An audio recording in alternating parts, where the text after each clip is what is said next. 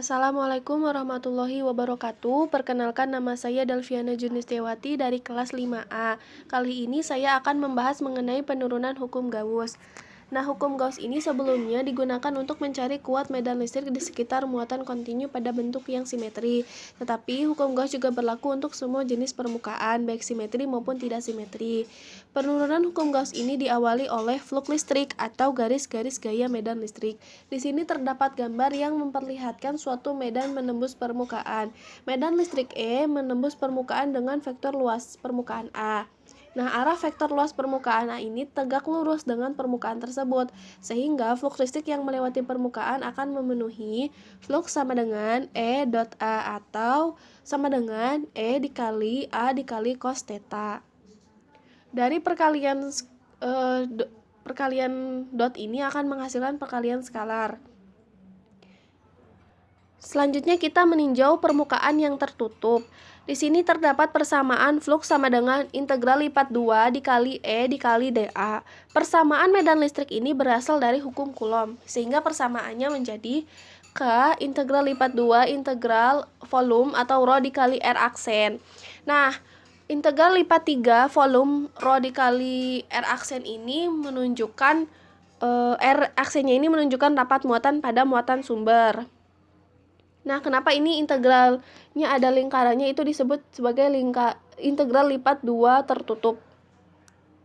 Nah, sehingga hukum Gauss ini menggunakan persamaan hukum Coulomb. Nah, sama dengan tinggal digeser saja integral lipat 3 volume rho dikali R aksen dikali K. Masukkan devi, lalu ininya tetap, integral lipat 2-nya dipindahkan jadi R. Nah, ini bentuknya dapat didefinisikan menjadi bentuk seperti ini dikali dA. Selanjutnya sama dengan K, ininya tetap, dikali devi, tetap, lalu sama dengan, nah ini bisa dibentuk atau didefinisikan juga dalam bentuk seperti ini dikali dA. Selanjutnya nanti nilai ini akan saling membagi sehingga sama dengan 1 per R3. Sama dengan K dikali integral lipat 3 rho dikali vektor R aksen dikali devi dikali integral lipat 2 tertutup 1 per R3 dikali R topi dikali dA. Nah, R topi dikali dA ini itu merupakan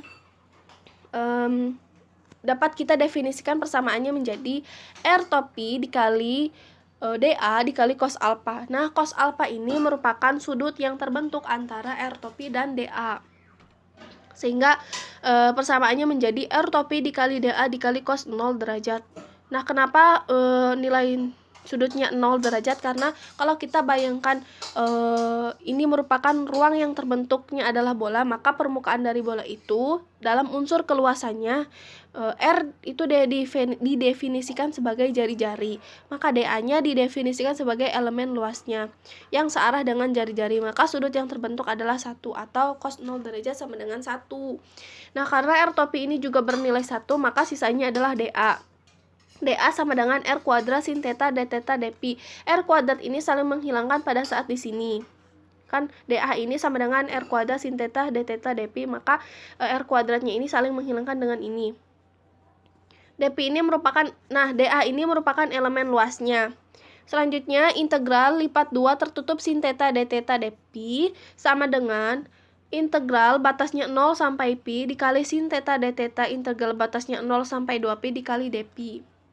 Kalau dalam bola ini d theta-nya itu kan batasnya dari 0 sampai pi.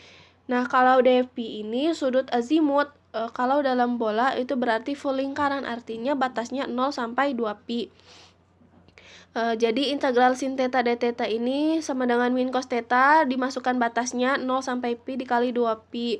Lalu 2pi dipindahkan sama dengan masukkan batasnya min cos pi dikurangi cos 0 derajat. Maka nilainya 2pi dikali 1 tambah 1 sama dengan 4pi. Karena min cos pi dikurangi cos 0 derajat sama dengan 1 tambah 1. Artinya 2. Maka 2 kali 2pi sama dengan 4pi. Selanjutnya, bentuk dari 4pi ini dapat kita definisikan juga sebagai d omega atau sudut ruang. Sehingga fluxnya sama dengan 1 per 4pi epsilon 0 dikali integral lipat 3 volume dikali dV dikali masukkan ininya sin theta d theta dpi itu 4pi dimasukkan lalu sama dengan 1 per epsilon 0 dikali integral lipat 3 dikali rho dikali R aksen dikali dV. Nah, bentuk dari ini itu menjadi dq atau elemen muatan sehingga fluksnya sama dengan Q per epsilon 0. Flux sama dengan integral lipat 2 vektor medan listrik dikali dA sama dengan Q per epsilon 0. Nah, itulah yang dinamakan dengan persamaan dari hukum Gauss.